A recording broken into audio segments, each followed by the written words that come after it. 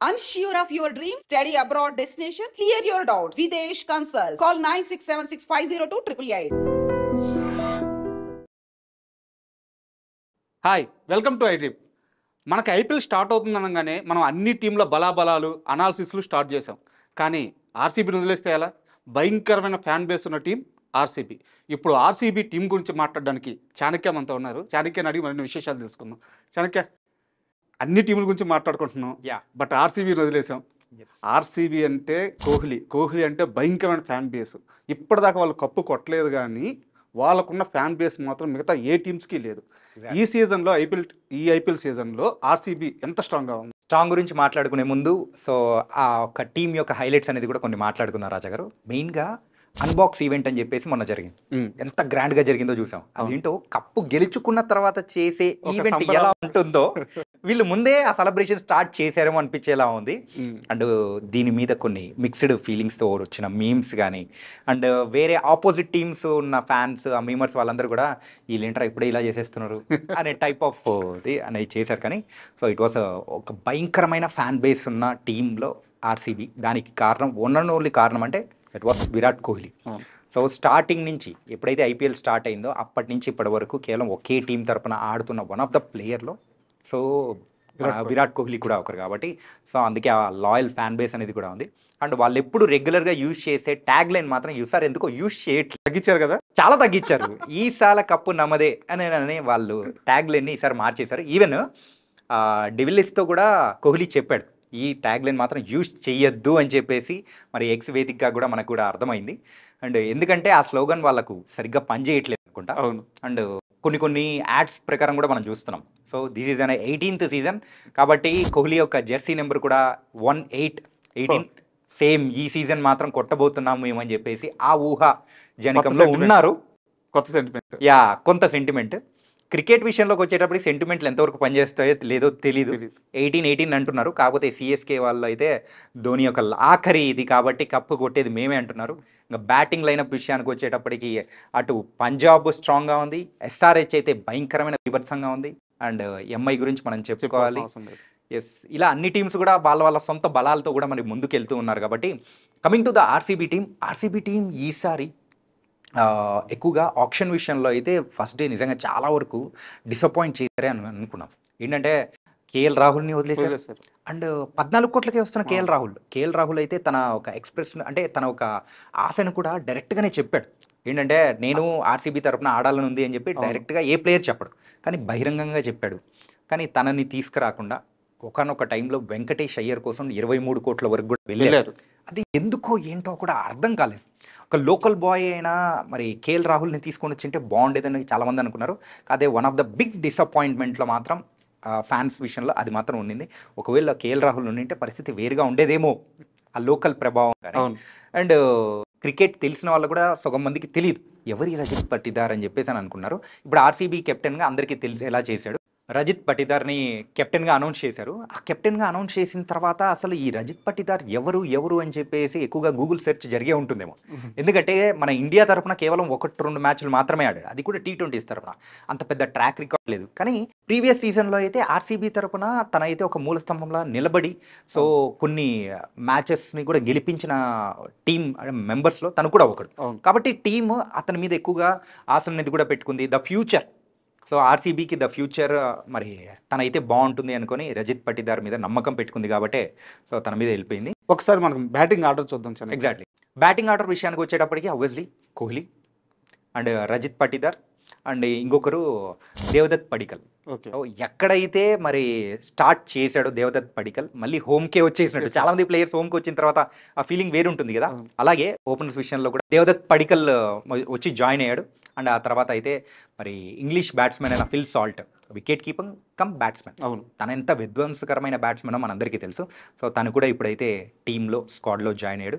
మరి ఇంకా ఆల్రౌండర్స్ విషయానికి వచ్చేటప్పటికి చాలామంది కూడా ఉన్నారన్నమాట. లివింగ్స్టన్ కానీ, మరి రొమారియా షెపర్డ్, స్వప్నిల్ సింగ్ గురించి మనం ప్రత్యేకంగా మాట్లాడుకోవాలి. స్వప్నిల్ సింగ్ వీళ్ళందరూ కూడా లాస్ట్ సీజన్లో ఆర్సీబీకి మంచి విజయాలు వచ్చేలా ప్రయత్నించారు.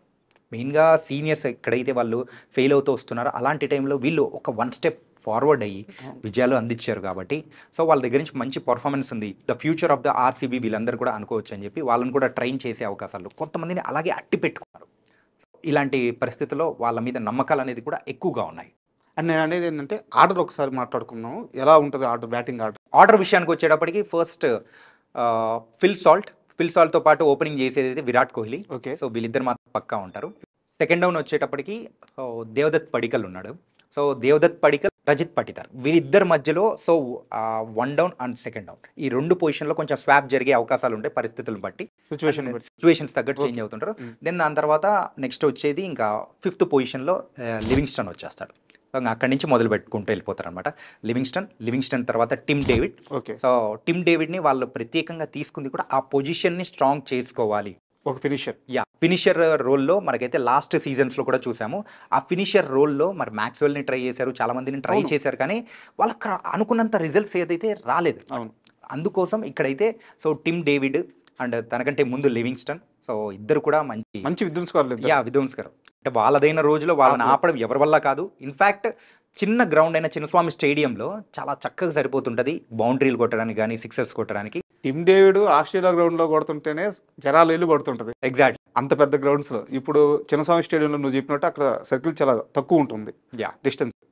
సో నాకు తెలిసి విధ్వంసమే. నెంబర్ 6 వరకు కూడా వీళ్ళకి బ్యాటింగ్ అయితే చాలా స్ట్రాంగ్ గా ఉంది. సో అంతవరకు అయితే వీళ్ళకి కృణాల్ పాండ్యా కూడా ఉన్నాడు.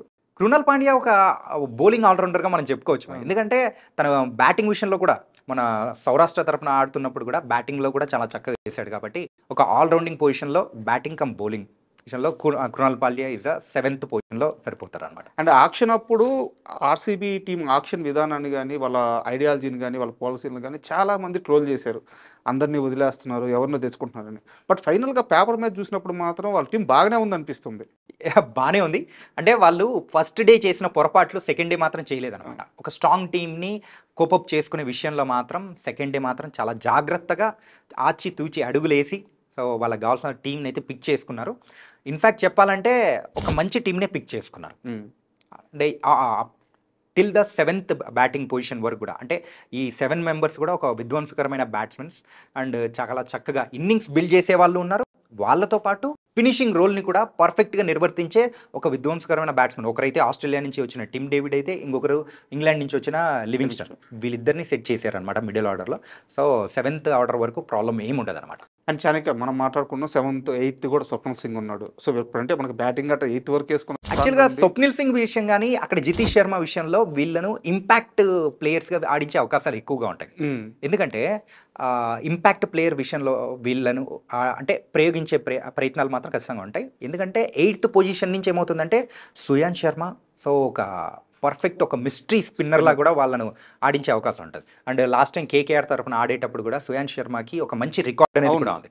కాబట్టి 8th పొజిషన్లో అయితే సుయాన్ శర్మ, దాని తర్వాత అయితే భువనేశ్వర్ కానీ దయల్ తర్వాత అయితే Josh Hazlewood. So last batting ఆర్డర్లో జాష్ హెజిల్వుడ్. కాబట్టి వాళ్ళకైతే 7th వరకు మాత్రం స్ట్రాంగ్గా ఉంది. కాకపోతే అక్కడ ఇంపాక్ట్ సబ్ని యూజ్ చేసుకుంటే జితేష్ శర్మని కానీ స్వప్నిల్ సింగ్ని కానీ వాళ్ళని మాత్రం ఇంపాక్ట్ సబ్గా యూజ్ చేసుకుంటారు. అండ్ బౌలింగ్ విషయానికి వచ్చేటప్పటికి మాత్రం ఈ నలుగురు మాత్రం పక్కా ఫిక్స్గా ఉంటారు. ఎవరు ఒకసారి పేరు చెప్తారు? వాళ్ళ విషయంలో అయితే సుయాన్ శర్మ స్పిన్ డిపార్ట్మెంట్లో ఉంటాడు. దాని తర్వాత అయితే భువనేశ్వర్ కుమార్, మన మాజీ ఎస్ఆర్హెచ్ ప్లేయర్. భువనేశ్వర్ తర్వాత జాష్ హెజిల్వుడ్, ఆస్ట్రేలియన్ ప్లేయర్ అనమాట. దాని తర్వాత యష్ దయాల్. సో దాంతో 11 ప్లేయర్స్ సెట్ అయిపోతారు. ఒకరు ఇంపాక్ట్ వచ్చేస్తారు. అండ్ ఇప్పుడు మనం భువనేశ్వర్ విషయమే మాట్లాడుకుంటే చాలా కాలంగా ఎస్ఆర్హెచ్కి భువనేశ్వర్ ఒక పెద్ద ఆయుధంగా ఉన్నాడు. అలాంటి భువనేశ్వర్ని వదిలేసుకొని ఎస్ఆర్హెచ్ తప్పు చేసిందా, ఒకవేళ ఆర్సీబీ అతన్ని పిక్ చేసుకొని కరెక్ట్ చేసిందా? ఇది కొంచెం చెప్పడం కష్టం అండి. ఎందుకంటే ఒక హైపోథెటికల్ క్వశ్చన్ మీరు అడిగారు.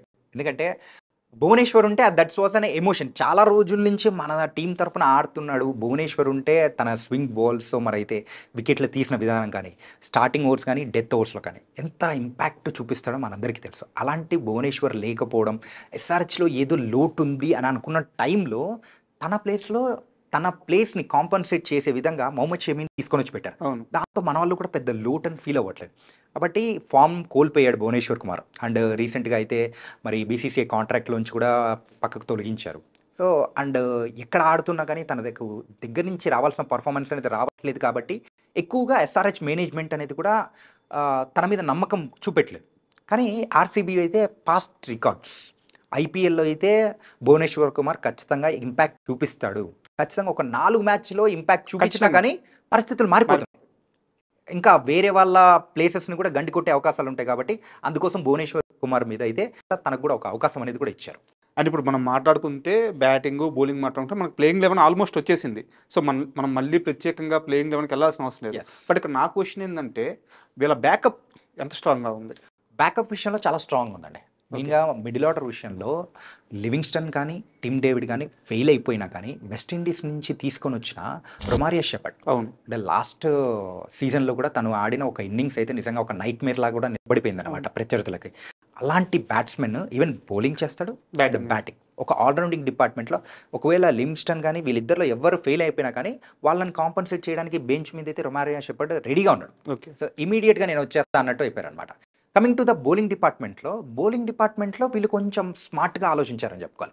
ఎందుకంటే జాష్ హెజిల్వుడ్ ఒకవేళ ఫెయిల్ అయిపోయారు, ఆల్రెడీ తనకైతే ఇంజురీ కన్సర్న్స్ ఉండడం వల్ల లేట్గా మరి అయితే వచ్చి ప్రాక్టీస్ సెషన్ అనేది కూడా స్టార్ట్ చేశాడు. బెంగళూరుకి వచ్చేసిన తర్వాత టీంతో జాయిన్ అయ్యాడు. అయినా కానీ అక్కడ ఏంటంటే ఛాంపియన్స్ ట్రోఫీ ఆడలేదు. అవును, ఛాంపియన్స్ ట్రోఫీ ఆడలేదు కాబట్టి ఇంజురీ అనేది ఆ కన్సర్న్స్ ఎంతవరకు ఉన్నాయి, ఎంతవరకు ఫిట్గా ఉంటాడని అనుకున్నాం. కానీ తన ప్లేస్ని ఆక్యుపై చేయడం కోసము ఇద్దరు రెడీగా ఉన్నారండి. ఒకరు సౌత్ ఆఫ్రికా నుంచి వచ్చిన లుంగి ఎంగిడి. ఓకే. సో తనైతే లాస్ట్ సీజన్లో కూడా ఢిల్లీ తరఫున కూడా ఆడాడు, చాలా మంచి పర్ఫార్మెన్స్ అనేది కూడా చూపించాడు. Accuracy and line and length perfect వేసే లుంగి ఎంగిడి ఆ బౌలర్ని కూడా ఫిట్ చేసే అవకాశాలు ఉంటాయి. ఒకవేళ తను కాకపోయినా కానీ Sri Lankan bowler Nuwan Tushara, junior Malinga, Nuwan Tushara తన బౌలింగ్ యాక్షన్ కూడా చాలా డిఫరెంట్గా ఉంటుంది. సో తనను పిక్ చేసుకుంది కూడా మలింగాను చూసి ఆ ఒక రిజల్ట్స్ తన దగ్గర నుంచి కూడా వస్తాయేమో అని చెప్పేసి తనను కూడా తీసుకున్నారు. యార్కర్స్ కూడా తను అంతే పర్ఫెక్ట్గా వేయగలుగుతున్నాడు. ఎగ్జాక్ట్లీ.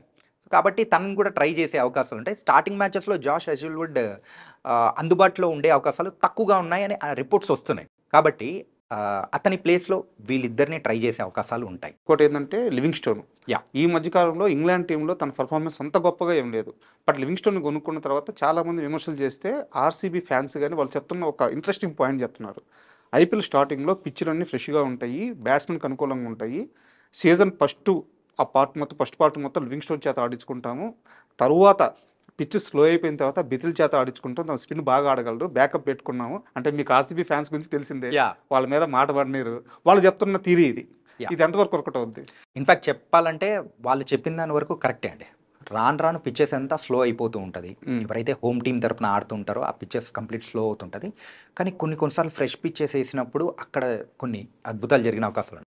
కానీ ఎక్కువగా లివింగ్స్టన్ బ్యాటింగ్ శైలి ఏదైతే ఉందో చిన్నస్వామి స్టేడియంకి పర్ఫెక్ట్ సెట్ అవుతుంది. ఎందుకంటే చిన్న బౌండరీస్, సో ఒక్కసారి చాచి కొడితే బయటపడాలి అనే ఆ టైప్లో ఉంటుంది. కాబట్టి సో ఎక్కువగా స్టార్టింగ్లో బ్యాటింగ్కి అనుకూలించే అవకాశాలు ఉంటాయి. సో వాళ్ళు చెప్పిన దాని వరకు మనం ఏకీభవించవచ్చు అనమాట. ఇంకొక సర్ప్రైజ్ పిక్ ఏంటంటే జేకబ్ బెతల్ అని చెప్పేసి ఒక ఆల్రౌండర్ని కూడా వీళ్ళు తీసుకున్నాం, ఒక young allrounder.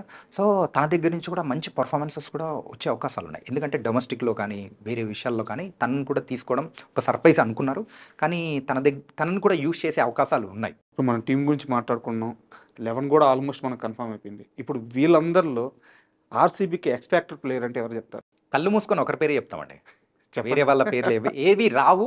So he's none other than only the king Kohli. So Virat Kohli తనే తప్ప ఏం లేదు. పేరుకు రజిత్ పటిదార్ అయినా కెప్టెన్గా, కానీ ఇక్కడ మొత్తం వెనకల నుంచి నడిపించేది మొత్తం విరాట్ కోహ్లీనే.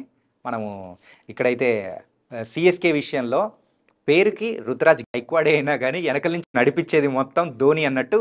సో ఇప్పుడు ఆర్సీబీలో కూడా అలాంటిదే మనం చూడబోతున్నాము.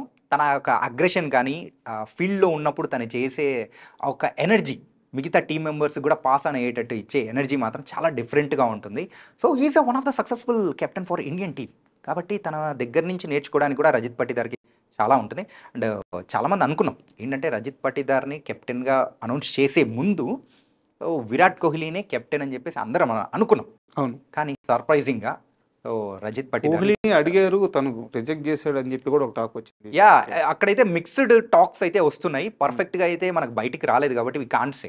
ఇది ఎవరు చెప్పుకునే వాళ్ళు చెప్పుకుంటూ వెళ్ళిపోవచ్చు. కానీ ఏంటంటే అడిగితే చేద్దామని అనుకున్నాడు విరాట్ కోహ్లీ అని కూడా బయటకు వచ్చింది. ఓకే. ఇంకోటి మీరు చెప్పినట్టు సో లేదు వేరే వాళ్ళకి ఇవ్వండి అని చెప్పేసి అన్నట్టు కూడా, అంటే రజిత్ పట్టిదార్ పేరే తననే తీసుకొని వచ్చాడు అని అన్నట్టు కూడా వచ్చిందనమాట. ఈవెన్ టీం మేనేజ్మెంట్ ఏమన్నా కొంచెం ఇన్సిస్ట్ చేసిందంటే విరాట్ కోహ్లీ పేరు వచ్చిండేదేమో, విరాట్ కోహ్లీనే కెప్టెన్ అయ్యేవాడేమో. అండ్ లాస్ట్ సీజన్లో ఇక ఆర్సీబీ టీము ప్లే ఆఫ్స్కి చేరడం 1% ఛాన్స్ ఉందన్నప్పుడు దగ్గర నుంచి వాళ్ళు ఆ 99% దాటి ప్లే ఆఫ్స్లో చేరారు. యా ఆల్మోస్ట్ అన్ని మ్యాచ్లు గెలిచారు. లాస్ట్కి వచ్చేలేకే గెలవాల్సిన ప్రతి మ్యాచ్ గెలిచారు. ఆ స్టాట్స్ అన్ని మార్చి అవతలేశారు. ఈసారి ఆర్సీబీ టేబుల్ పొజిషన్ ఎలా ఉండబోతుంది? లాస్ట్ సీజన్లో అయితే అంటే వాళ్ళకి ఫస్ట్ హాఫ్ బాగాలేదేమో, అవును. సెకండ్ హాఫ్ అదిరిపోయేటట్టుంది. అవును. అలాంటి పర్ఫార్మెన్స్ వాళ్ళ దగ్గర నుంచి చూసాము. స్వప్నిల్ సింగ్ కానీ రజిత్ పట్టిదార్ వీళ్ళందరి యొక్క కృషి అండ్ విల్ జాక్స్ ఎందుకు వదులుకున్నారో కూడా అర్థం కాలేదు. అదే ఆర్సీబీ స్టాట్. యా ఏంటంటే ఎంఐలో ఉన్న టీమ్ డేవిడ్ని ఇట్లా తెచ్చుకున్నారు, విల్ జాక్స్ని మేము ఇచ్చేస్తున్నట్టు వాళ్ళు ఇచ్చేసారనమాట. పుచ్చుకున్నారు. యా ఇచ్చిపుచ్చుకున్నారు. ఒక్కసారిగా మనం మాట్లాడుకున్న ఈ ప్లేయింగ్ 11 విషయానికి వచ్చేటప్పటికి టాప్ ఆర్డర్ చాలా బాగుంది, మిడిల్ ఆర్డర్ కూడా బాగుంది, అండ్ బౌలింగ్ డిపార్ట్మెంట్లో బాగుంది. కానీ ఒక్క కంప్లైంట్ ఏంటంటే సుయాన్ శర్మ ఆ స్పిన్ డిపార్ట్మెంట్లో తన ఒక్కడే మరి ఎంతవరకు ఆ బాధ్యతలు నెరవేరుస్తాడో అనేది కూడా ఒక క్వశ్చన్ మార్క్. దాంతోపాటు కూడా ఏంటంటే కృణాల్ పాండ్యా ఉన్నాడు అనమాట. కృణాల్ పాండ్యా ఉన్నాడు అండ్ పార్ట్ టైం బౌలర్గా వచ్చి లియామ్ లివింగ్స్టన్ కూడా ఉన్నాడు అనమాట. సో వీళ్ళందరూ ఉన్నా కానీ సో కంప్లీట్గా తన భుజాల మీదే వేసుకొని ఎంతవరకు ముందుకు వెళ్ళగలుగుతాడు స్పిన్ డిపార్ట్మెంట్లో అదొక్కటి కొంచెం లూప్ హోల్గా కనిపిస్తుంది. అది కూడా తప్ప మిగతాటని ఆల్ ఫైన్. ప్లే ఆఫ్కి చేరే అవకాశాలు అయితే పుష్కలంగా ఉన్నాయి, లైక్ 80% ఆర్. ఓకే.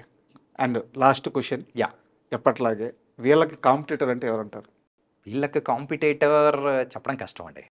చెప్పండి. అంటే ముంబై కానీ సిఎస్కే కానీ, సిఎస్కేతో వీళ్ళకి రైవల్టీ. ఇన్ఫ్యాక్ట్ చెప్పాలంటే ఫస్ట్ మ్యాచే సో ఓపెనింగ్ ఈ ఐపీఎల్ 2025 ద ఫస్ట్ మ్యాచ్ మనం చూడబోతున్నది కూడా కేకేఆర్ వర్సెస్ ఆర్సీబీ. మరి వాళ్ళతోనే మరి స్టార్ట్ అవబోతుంది కాబట్టి వాళ్ళ కాంపిటేటర్స్ కేకేఆర్ అనే చెప్పుకోవచ్చాము. ఓకే చనక, ఎప్పుడైతే ఆర్సీబీ కప్పు గెలుస్తుందో అప్పుడు కొన్ని కోట్ల మంది ఆనందంతో గెంతులేస్తారు. యా మరి ఈ సీజన్లో అది జరుగుద్దో లేదో చూద్దాం. జరిగితే మాత్రం కోహ్లీకి పండుగ అని చెప్పుకోవచ్చు. వెయిట్ చేద్దాం. Thank you.